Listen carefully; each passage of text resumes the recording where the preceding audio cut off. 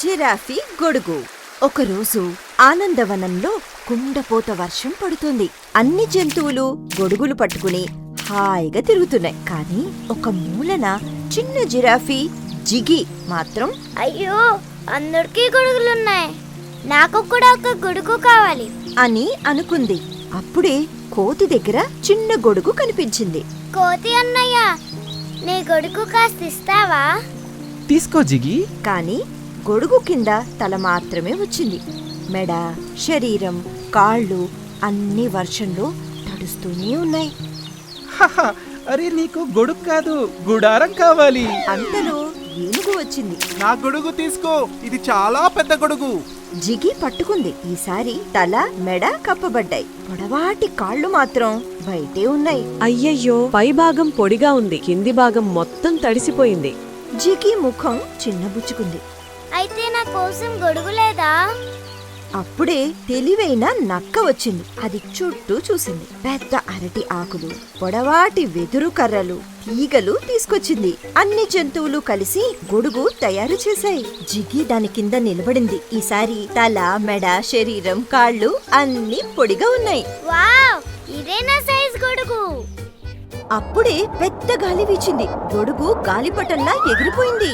అయ్యయ్యో, ఆగు అంటూ గొడుగుతో పాటు కొంచెం పైకి లేచింది. అన్ని జంతువులు గట్టిగా నవ్వేశాయి. కొద్దిసేపటికి గొడుగు కింద పడింది. జిగి కూడా క్షేమంగా దిగింది. నువ్వు మామూలు గొడుగు కోసం వెళ్ళావు, నీకు ఎగిరే గొడుగు దొరికింది. ప్రతి ఒక్కరి అవసరం వేరు. అందరికీ ఒకే పరిష్కారం సరిపోదు. ఆలోచించి చేసిన సహాయమే నిజమైన సహాయం.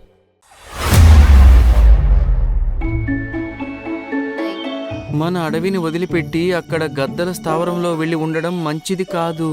వాళ్ళు తప్పకుండా ఏదో వల వేస్తున్నారు. మీ అందరికీ అక్కడ మీ భోజనం ఏర్పాట్లు చేసుకోవడం కూడా చాలా కష్టంగా ఉంటుంది. ఇది అడవిలో శీతాకాలపు మొదటి ఉదయం.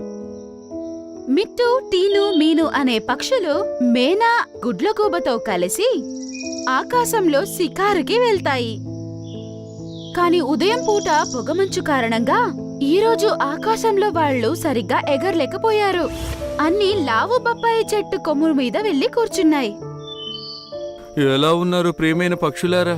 పొద్దు పొద్దున్నే షికారు ఎలా ఉంది? పెద్దగా ఏమీ లేదు బొప్పాయి అన్న, మీ ఉదయం ఎలా ఉందో చెప్పండి. నాకైతే ఉదయం సాయంత్రం సమానమే. ఇంకా ఎప్పటి వరకైతే మీకు సహాయపడుతూ ఉంటానో అప్పటి వరకు సంతోషంగా ఉంటా. నువ్వు చాలా మంచోడివి బొప్పాయి అన్నా. అలా అంటూ మిట్టు వేరే పక్షులతో చెప్పింది. ప్రియమిత్రులారా, ఈసారి మంచు చాలా ఎక్కువ పడేలా ఉంది. నేను చెప్పేదేంటంటే మనమందరం ఇప్పుడే మన గూళ్ళు, ఇళ్లల్లో నీలం పువ్వులతో అలంకరణ చెయ్యాలి. అప్పుడు వాటి వల్ల ఇళ్లలో వేడి పుడుతుంది. ఇంకా మనం ఈ చలికాలం రాత్రుల్లో మంచు నుంచి కాపాడుకోవడానికి ఇప్పటి నుంచే సిద్ధంగా ఉండాలి. నేను కూడా అదే ఆలోచిస్తున్నాను. ఈసారి పనిని మనము ముందుగానే చెయ్యాలి. పదండి, అందరూ నీలికొండ దగ్గరికి వెళ్దాం. ఒకవేళ మీకేదైనా ఇబ్బంది అయితే నన్ను తప్పక గుర్తు చేసుకోండి. అలాగే బొప్పాయన్న, పదండి అందరం నీలం కొండకెళ్ళాలి. పక్షులన్నీ అక్కడి నుండి నీలి చెట్లు ఉన్న కొండవైపు ఎగిరిపోయాయి. అక్కడ నీలి మందు చెట్లు ఉంటాయి. నీలి పువ్వులు అడవిలో పూసే అన్ని పువ్వుల కంటే అతి పెద్దవి మరియు చాలా వెచ్చగా ఉంటాయి. శీతాకాలంలో అన్ని పక్షులు వారి ఇళ్లను మరియు గూడులను ఈ పువ్వులతో అలంకరించి వాటిని వెచ్చగా ఉంచుకుంటాయి. పక్షులన్నీ కొండపైకి చేరుకున్నప్పుడు కొన్ని గద్దలు వాటికంటే ముందే అక్కడికి వచ్చేశాయి. మీరంతా వరద బాధితుల్లాగా ఇక్కడికి ఎందుకు వచ్చారో? గద్దన్నయ్య, మా గూడులను వెచ్చగా ఉంచుకోవడానికి నీలిరంగు పువ్వులను తీసుకెళ్లడానికి వచ్చాము. మీరు ఇక్కడి నుంచి పూలు తీసుకుని వెళ్ళలేరు. ఇటు చూడండి, మేము ముందుగానే ఎన్ని ఇళ్ళు కట్టి ఉంచాము. ఇప్పుడు ఈ ఇళ్ళన్నింటిని వేడిగా ఉంచడానికి మాకు చాలా పూలు అవసరం ఉంటుంది. అది విని అన్నీ చూశాయి. అక్కడ కొమ్మలకి చాలా ఇళ్ళు నిర్మించబడ్డాయి. అన్నీ ఆ చెట్ల కొమ్మకు వేలాడుతూ ఉన్నాయి. గద్దన్నయ్య, ఇక్కడ చాలా ఇళ్ళు ఉన్నాయి, కాని మీరుంది నలుగురే. మరియు మీరు ఈ ఇళ్ళన్నీ ఏం చేసుకుంటారో? గద్దలన్నీ ఒకటిని ఒకటి చూసుకుంటూ రహస్యంగా నవ్వుకుంటూ ఇలా అన్నాయి. ఈ ఇళ్ళన్నింటినీ మేము మీలాంటి చిన్న పక్షులకి సహాయం చేయడానికే కట్టాం. మీరంతా నిశ్చింతగా ఇక్కడ ఉండడానికి వచ్చేయండి. ఇంకా చలికాలం మొత్తం హాయిగా ఇక్కడే ఉండండి. అది విని పక్షులన్నీ చాలా సంతోషించాయి. మళ్ళీ తిరిగి అడవిలో ఉన్న వారి బొప్పాయి చెట్టు వద్దకి చేరుకున్నాయి. మన అడవిని వదిలిపెట్టి అక్కడ గద్దల స్థావరంలో వెళ్ళి ఉండడం మంచిది కాదు. వాళ్ళు తప్పకుండా ఏదో వల వేస్తున్నారు. మీ అందరికీ అక్కడ మీ భోజనం ఏర్పాట్లు చేసుకోవడం కూడా చాలా కష్టంగా ఉంటుంది. నువ్వు సరిగ్గా చెప్పావు బొప్పాయన్న, కానీ ఈ చలికాలం నుంచి మమ్మల్ని కాపాడుకోవడానికి ఏం చేయాలి? దీనికోసం నేను కొద్దిగా కష్టపడాల్సి ఉంటుంది.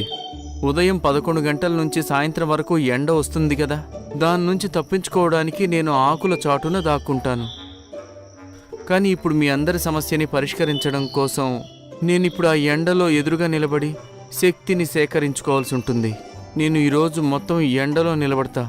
అలా చేయడం వల్ల నాకు సూర్యుని ఎండ వల్ల ఎంత శక్తి వస్తుందంటే అప్పుడు నేను మీ అందరికీ సహాయం చేయగలుగుతాను. నువ్వు నిజంగా మా పట్ల ఎంతో దయతో ఉన్నావు బొప్పాయన్న. కానీ మీరు ఇంత ఇబ్బంది పడాల్సిన అవసరం లేదు. ఎందుకు లేదు? మీరంతా నా వాళ్ళు. ఏంటి మీరు నన్ను బయటవాడిగా చూస్తున్నారా? అలా అని అన్నీ సైలెంట్ అయిపోయాయి. ఆ తర్వాత లావు బొప్పాయి చెట్టు ఆకుల నుంచి బయటికొచ్చింది. 12 గంటల తర్వాత సూర్యుడు దానిపై ప్రకాశిస్తాడు. ఆ రోజు మొత్తం ఆ బొప్పాయి చెట్టు సూర్యుని ప్రకాశం కింద ఉంటుంది. అతను చాలా ఇబ్బంది పడతాడు, కాని పక్షులకు సహాయం చెయ్యాలి అని తను ఆ బాధనంతా తట్టుకుంటాడు. తర్వాత రోజు పక్షులన్నీ ఆయన దగ్గరకొచ్చాయి. బొప్పాయన్నయ్య, మా వల్ల నువ్వు ఎంత శ్రమకి గురి కావాల్సి వచ్చింది. మాకు ఏమాత్రం మంచిగా అనిపించట్లేదు. కానీ నాకు చాలా సంతోషంగా ఉంది. సూర్యుని ఎండ నుంచి నేను చాలా శక్తిని స్వీకరించాను. ఇప్పుడు మీరంతా నేనేం చెప్తానో అది చెయ్యండి. అలా అని లావు బొప్పాయి చెట్టు తన కళ్ళుని మూసుకుంటుంది. అప్పుడు చెట్టు కింద భాగం తెరుచుకుంది మరియు దాని లోపల ముదురు నలుపు విత్తనాలు కనిపిస్తూ ఉన్నాయి. మీరంతా ఒక్కొక్క విత్తనం తీసుకోండి. ఇంకా ఈ విత్తనాలు తీసుకెళ్లి మీ గూళ్లలో పెట్టుకోండి. రాబోయే రోజుల్లో ఈ విత్తనాలన్నీ పచ్చి బొప్పాయిలాగా మారిపోతాయి. ఆ బొప్పాయిల్లో ఎంత వేడి ఉంటుందంటే ఈ మొత్తం చలికాలం అంతా మీరు దాంతో హాయిగా గడిపేయవచ్చు. అది విని పక్షులన్నీ లావు బొప్పాయి చెట్టుకి ధన్యవాదాలు తెలిపాయి.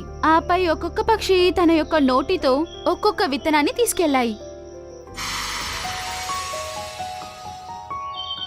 ఆపై విత్తనాన్ని తీసుకెళ్లి వాటి గూటిలో పెట్టుకున్నాయి.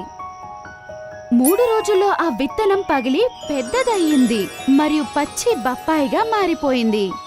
పక్షులు వాటి నోటితో బొప్పాయికి ఒక పెద్ద రంధ్రాన్ని పెట్టాయి. లోపలికి బయటికి వెళ్ళడానికి ఒక ద్వారాన్ని తయారు చేసుకున్నాయి. ఇప్పుడు అవి ఉండడానికి ఒక మంచి చక్కనైన వెచ్చని ఇల్లు తయారయ్యింది. అన్నీ చాలా సంతోషంగా ఉన్నాయి మరియు బొప్పాయి చెట్టుని కలవడానికి వెళ్ళాయి.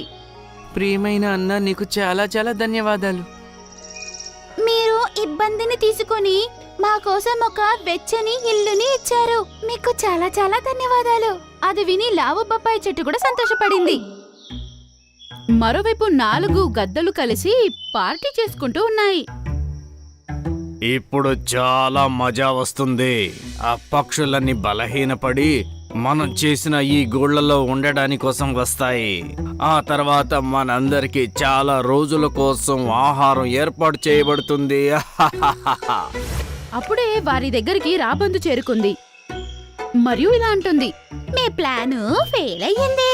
లావు బొప్పాయి చెట్టు వాళ్ళందరికీ సహాయం చేస్తున్నాడు. అవి పచ్చి బొప్పాయితో ఇల్లు నిర్మించుకుని వాటిలో ఉన్నాయి. లేదు, ఇది నీ ఐడియానే కదా? లేదు, నీదే పెద్ద పనికి మాలిన ఐడియా. అప్పుడు అవి 4 తీవ్రంగా వాదించాయి మరియు కొట్టుకోవడం ప్రారంభించాయి. ఇప్పుడు చూడు, మరి నా దెబ్బ. ఇప్పుడు నేను తంతా చూడు. చాలాసేపు వరకు గొడవ పడ్డాయి మరియు అలసిపోయి ఒకవైపు కూర్చున్నాయి. మరోవైపు అన్ని పక్షులు పచ్చి బొప్పాయితో నిర్మించుకున్న ఇంటిలో చాలా వెచ్చగా ఉన్నాయి. చివరిగా మరొకసారి అడవి పక్షులకు ఉపయోగపడినందుకు అతను తన గురించి చాలా గర్వపడ్డాడు మరియు నవ్వుకుంటూ దూరంగా వాటి గూడులో నివసిస్తున్న పక్షులను చూసి సంతోషిస్తూ ఉంటాడు. దాంట్లో అన్ని పక్షులు చాలా సంతోషంగా జీవిస్తూ ఉన్నాయి. మింకు నెమలి ఒక చెట్టు దగ్గర కూర్చునుంది. చున్నుమున్ను 2 పక్షులు తన దగ్గరకొచ్చాయి. మింకు బాబాయ్, మాకొక కథ వినిపిస్తావా? మీరు కథ చెబితే వినడానికి చాలా బాగుంటుంది. సరే పిల్లలు, మీకు ఈరోజు ఎలాంటి కథ వినిపిస్తానంటే, దీనివల్ల మనకి ఏం తెలుస్తుందంటే మన భయం వల్ల కూడా ఒక్కొక్కసారి మనకి మంచి జరుగుతుందని. సరే వినండి. ఒక చిలకుంది. తన పేరు చిరుకుట్. అది ఎప్పుడైతే పెద్ద అయిందో తన జీవితంలో ఒకే ఒక్క సమస్య ఏమిటి బాబాయ్? కంగారు పడకండి, చెప్తున్నాను కదా, మధ్యలో మాట్లాడకండి. నేను తిన దగ్గర చెప్పాను బాబాయ్ కథ చెప్పేటప్పుడు మధ్యలో డిస్టర్బ్ చేయదు అని. ఈ చిలుక జీవితంలో ఉన్న ఒక సమస్య ఏంటంటే, తను ఎప్పుడు పెరిగిందో నువ్వు చెప్పలేవు, తనతో మాట్లాడలేవు కూడా. ఒకరోజు చిరుకుట్ కొమ్మ మీద కూర్చుంది. దగ్గరలో ఉన్న పక్షులన్నీ పళ్ళు తింటున్నాయి. ఈ పక్షులన్నీ ఎంత మంచి మంచి పళ్ళు తింటున్నాయో, నాకు కూడా ఇలా అయితే ఎంత బాగుంటుందో. పక్షి చిరుకుట్ని చూసి ఇలా అంటుంది. అరే చూడు, ఈ చిరుకుట్ని చూడండి. ఇది ఎలాంటి చిలకంటే మాట్లాడలేంది. నేనెప్పుడూ ఇలా మాట్లాడలేని చిలుకని చూడనే లేదు. ఇలాంటి చిలకలు కూడా ఉంటాయా? చిరుకుట్ ఏం చేస్తున్నా? నీకు కూడా ఈ మధురమైన పళ్ళని తినాలనిపిస్తుందా? ఇదిగో రా, తీసుకో, తిను. చిరుకుట్ ఆ పండును తీసుకోవడానికి ముందుకు వెళ్తుంది. అప్పుడు ఆ పక్షి ఈ పండుని లాగేసుకుంటుంది. ఇంత తొందర నీకెందుకు చిరుకుట్? సరే, పాట పాడి చూపించు. విన్నాను, నీ గొంతు చాలా బాగుంటుందటగా. అలా అని పక్షులన్నీ నవ్వడం ప్రారంభిస్తాయి. మరియు చిరుకుట్ పాపం చాలా బాధపడుతుంది మరియు ఎగిరి వేరే చెట్టు మీదకి వెళ్ళిపోతుంది. అప్పుడు చింకీ పక్షి చిరుకుట్ దగ్గరికి వచ్చింది. ఆ పక్షులు మాట్లాడిన విషయాలన్నీ నేను అన్నీ విన్నాను. నువ్వు బాధపడకు. చిరుకుట్ కళ్ళల్లో నుంచి నీళ్ళొస్తున్నాయి. తప్పుగా ఎందుకు అనుకోను, ప్రజలందరూ నన్ను ఇలాగే అంటున్నారు. నాకు మాట రాదు, ఇందులో నా తప్పే ఉంది. చింకీ ఇలా అంటుంది. నేను నీకు సహాయం చేస్తాను. నీకు సహాయం చేయగల ఒక పక్షి నాకు తెలుసు. అలాగా? ఇది నిజంగా జరుగుతుందా? నిజంగా నేను మాట్లాడగలనా? అవునన్నయ్యా, ఎందుకు కాదు? నువ్వు నాతో రా. నువ్వు మాట్లాడగలవు మరియు అన్ని జంతువులతో పాటు కూడా మాట్లాడగలుగుతావు. నల్లకొండ దగ్గర మర్రి చెట్టు మీద గుడ్లగూబ ఉంది. తను మంచి వైద్యుడు. తను ఖచ్చితంగా నీకు సహాయం చేయగలడు. ఇద్దరు ఎగిరి వైద్యుడైన గుడ్లగూబ దగ్గరకు వచ్చారు. దాదా, ఒకసారి ఇన్ను చూడు. ఈయనకి మీరు చికిత్స ఇస్తారా? ఈయన మాట్లాడగలుగుతారా?